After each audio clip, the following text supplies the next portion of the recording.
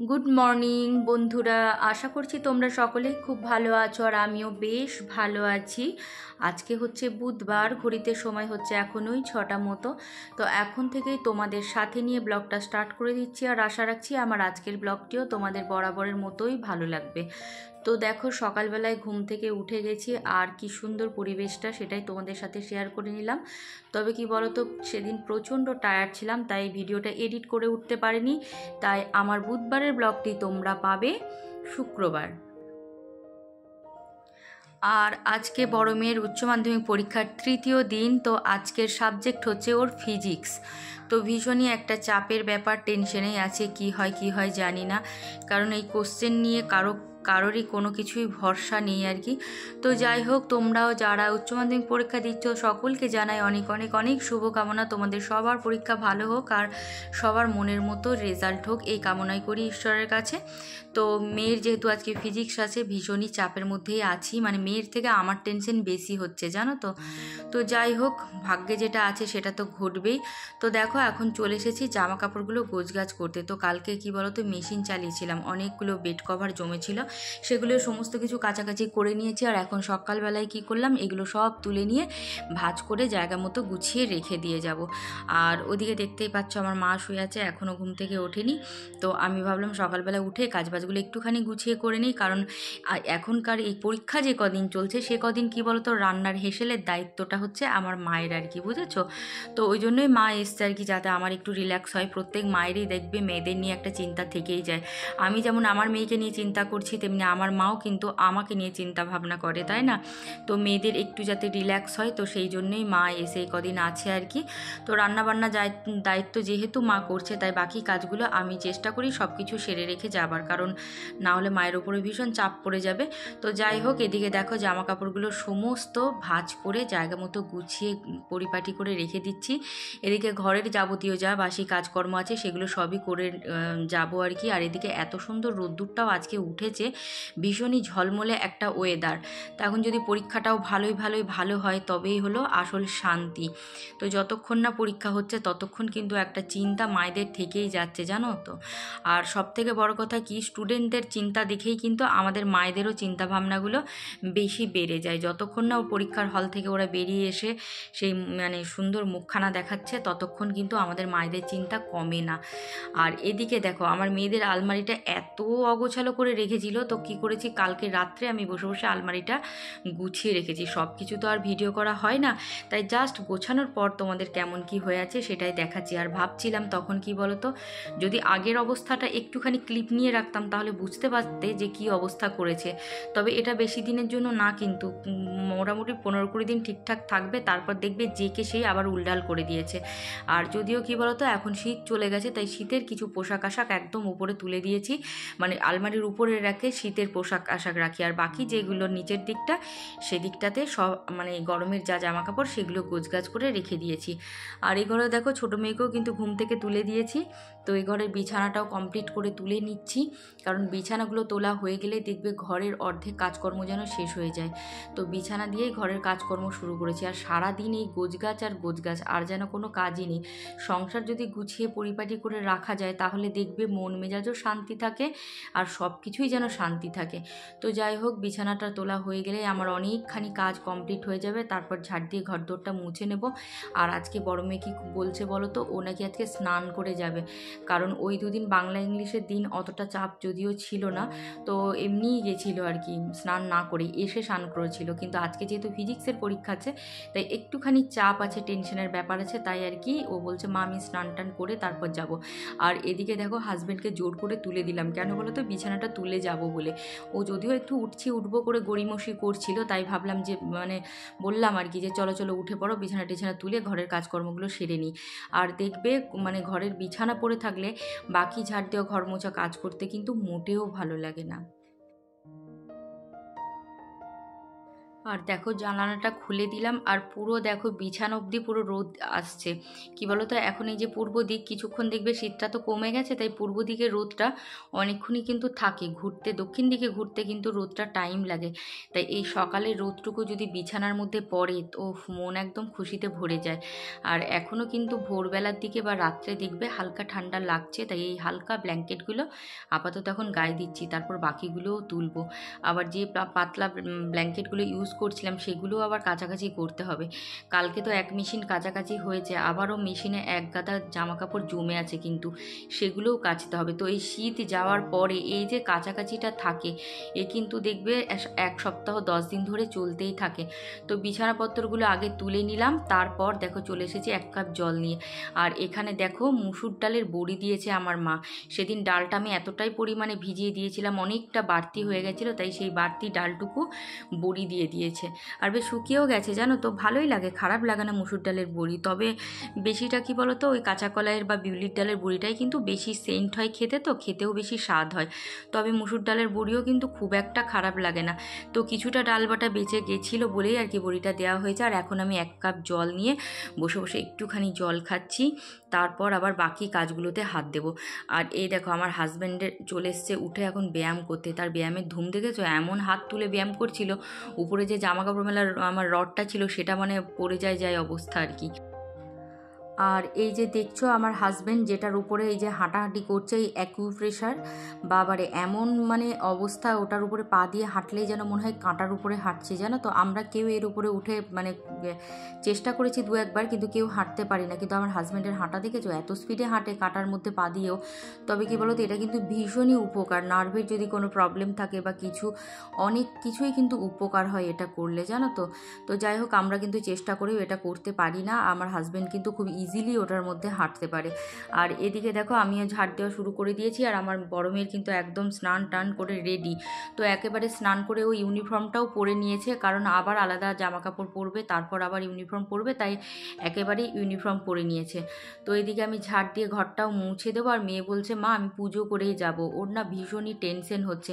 বারবার বলছি টেনশন করিস না, পরীক্ষা ঠিকঠাকই হবে। আর যেমনই যাই কোশ্চেন হোক বা যাই হোক, পরীক্ষা মানে যেমন প্রিপারেশন নিয়েছিস ভালোই পরীক্ষা হবে। তো আগে কি বলতো, মক টেস্টগুলোতেই ভালোই রেজাল্ট করেছে। তো যাই হোক, এখন জানি না এখন বোর্ডের কেমন কি এক্সাম মানে দিতে পারবে বা কিছু। আর এই মুহূর্তটুকু কি বলতো, পরীক্ষার মুহূর্তটুকু সব সময় চাই কি বলতো, মাথাটা ঠান্ডা থাকে যেন। কারণ অনেক সময় হয় দেখবে জানা জিনিসও কিন্তু ওই এক্সাইটমেন্টের জন্য বা টেনশনের জন্য সেটা কিন্তু লিখতে ভুলে যায়, বা সেই মুহূর্তটুকু মনে পড়ে না। তাই সব সময় ওকে বলছি মাথাটা ঠান্ডা রাখ, কুল থাক একদম। সবই দেখবি যখন হলে কোশ্চেন পেপার পাবি তখন দেখবি ঠিকঠাকই মনে পড়ে যাবে, ঠিকঠাক লিখতে পারবি। তবুও যারা পরীক্ষা দেয় তাদের কিন্তু সত্যি কথাই টেনশন হয়েই থাকে। আমাদের ক্ষেত্রেও আমরা দেখেছি পরীক্ষার হলে ঢোকার আগে বা পরীক্ষার দিন যেন মনে হতো কি বলতো, সব যেন ভুলে যাচ্ছি, কিছুই যেন মনে পড়ছে না। কিন্তু কোশ্চেন পাওয়ার পর আবার ঠিকঠাকই দেখবে মনে পড়ে যেত।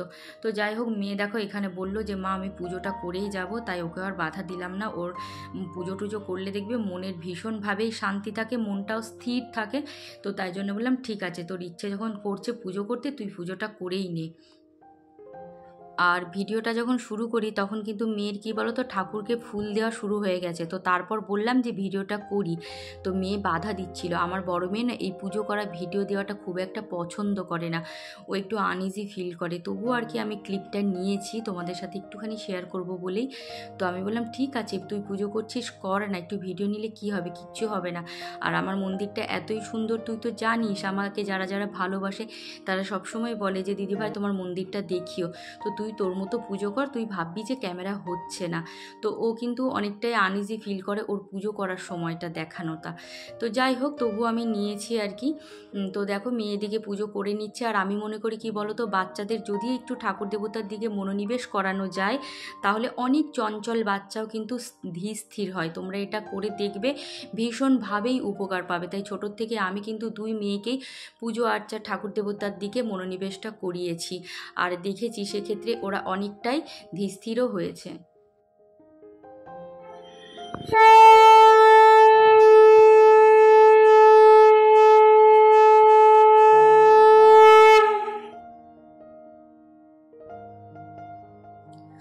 তো আমার ঘরদোরের সমস্ত কাজবাজ কমপ্লিট করে চলে এসেছি এখন রান্নাঘরের যেটুকু টুকিটাকি কাজ আছে সেটাই এখন সারবো। তো দেখো মেয়ের খাবারটা রেডি করে দিচ্ছি, আর মেয়ের এই পরীক্ষার পরের দিন রোজই খাওয়া হচ্ছে এই দুধ কর্নফ্লেক্স, এছাড়া আর ও কোনো কিছুই খেয়ে যেতে চায় না। তো দেখো একটুখানি দুধ আবার বাটিতে বাঁচিয়ে রেখেছিলাম, তারপর ভাবলাম না থাক এটা আবার ঢেলে দিই, তাই পুরোটাই দিয়ে দিলাম। এখন মেয়েকে এই দুধ কর্নফ্লেক্সটা খাইয়ে নেব। এটাও জানো তো একদমই খেতে চায় না, বলে না আমি খেতে পারবো না মা, খেতে পারবো না। তবুও কিন্তু এই খাবারটুকু জোর করেই খাওয়ায়, কারণ কি বলতো সেই পরীক্ষা শেষ হবে একটা, এবার অতক্ষণ যদি খালি পেটে পরীক্ষা দেয় তো অর্ধেক পড়া মাথার থেকে বেরিয়ে যাবে, তাই পেটটাও যাতে একটু ভরা থাকে ঠান্ডা থাকে তার জন্যই কিন্তু এই খাবারটুকু জোর করে ওকে খাওয়ানো। অনেকেই আছে কি বলতো সকালবেলা ভাত খেতে পারে বা অন্য ভারী খাবার খেতে পারে, কিন্তু আমার এই দুই মেয়েরই একই স্বভাব, মানে হালকা পাতলা ছাড়া সকালবেলা কোনো খাবারই খেতে পারে না। তো যাই হোক দেখো ঠাকুর প্রণামও করে নিয়েছে, আবার এদিকে এখন প্রণাম পর্ব চলছে, তারপরেই আমরা বেরিয়ে যাব। আর এদিকে আমার হাজব্যান্ডও ওর কাজে যাবে, কলকাতা যাবে, আর এদিকে আমি আমার মেয়ে দুজনে ওদিকে বেরিয়ে যাব, মানে একজন যাবে এদিকে আর আমরা যাব উল্টো দিকে। তো এই যে বেরিয়ে পড়ছি, আর মেয়েকে একটু আদর করে দিলাম, আর একটু সব সময় ওকে মানসিক জোর দিতে থাকছি যে কোনো কিচ্ছু হবে না, একদম টেনশন নিবি না, যা পারবি যা যেটুকু পড়েছি সেটুকুই লিখে আসবি ঠিকঠাক, তাহলেই হবে, বাকিটা ভাগ্য, ভগবান সব কিছু ঠিক করে রেখেছে সবার জন্য, আমরা বেকার মাঝখান থেকে চিন্তা ভাবনা করে কোনো কিছুই করতে পারবো না। তো আজকে আবার কি বলো তো রুম চেঞ্জ হয়েছে, তো ওই জন্য মেয়ে কোথায় কি রুম পড়েছে সেটাও একটু দেখে নিল, লিস্ট লাগিয়েছে ওখানে। আর এখন এই যে বন্ধুরা মিলে একটুখানি আলাপ আলোচনা করে নিচ্ছে, তো ওদের আর কি এই কজনের ওদের একই রুমে পড়েছে আর কি, তো রুম আবার মানে যেখানে ছিল সেখান থেকে আবার শিফট হয়ে গেছে বলে আজকে আবার একটু টেনশন করছে, আবার কাদের সাথে পড়বে কি না পড়বে। আর কি বলতো একই স্কুলের যদি সেন্টারটা দিত না তাহলে বেশ ঠিক ছিল, এখানে কি করছে অনেক কিছু স্কুল মিশিয়ে দিয়েছে, 3টে স্কুলের সেন্টার পড়েছে, এবার এক্ষেত্রে কি হয় ডিস্টারবেন্সটা বিশাল পরিমাণে হয়, তো ওই জন্যই ওটাই টেনশন যে আশেপাশে যেই থাকবে যেন মেয়েকে ডিস্টার্ব কেউ না করে, কারণ ওরা নিজেরা পরীক্ষা দেবে, নিজেরা লিখবে, কিন্তু কেউ যদি মাঝখান থেকে এটা কি বল ওটা কি বল এরকম খোঁজাখুঁজি করতে থাকে তাহলেই হয়ে গেল মুশকিল, জানো তো।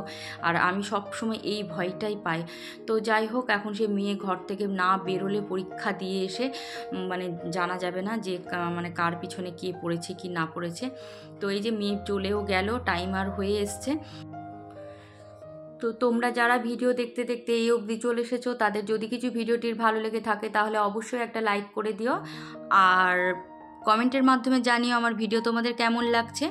তো যাই হোক দেখো এখন চলে এসেছি এই যে আমরা যেখানে বসি সেখানে, আর এখানে এসেই চলছে খাওয়া দাওয়া পর্ব।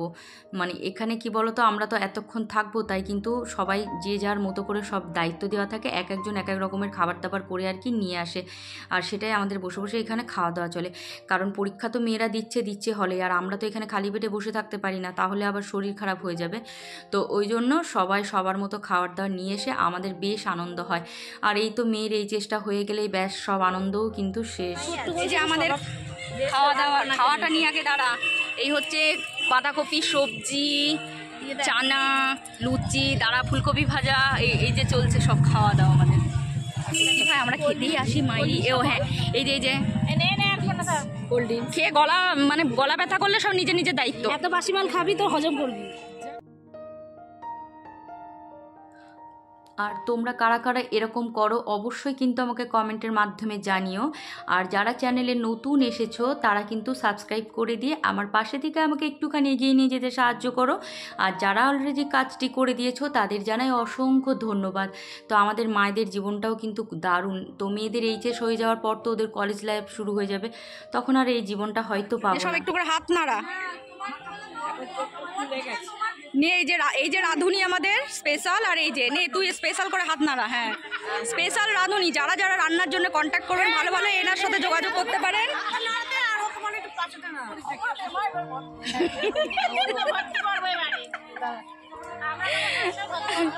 এই যে আমাদের পাকা রাঁধুনি এই একজন আর এই একজন, আর এনার সাথে সবাই কন্ট্যাক্ট করতে পারেন, খুব ভালো একদম হাতের রান্না, এই দুজনই একদম ফেমাস রান্নার জন্যে। আর এই যে উনি ছবি তোলার ফেমাস, এনার ছবি তোলার ফেমাস, আর বাকিরা এই যে এদিকে এরা খাওয়ার জন্যে, হ্যাঁ এরা দর্শক, এরা খাবার জন্যে ফেমাস। আমাকে সবাই চেনে, আমি অল টাইম সব কিছুতেই ফেমাস, বুঝেছিস।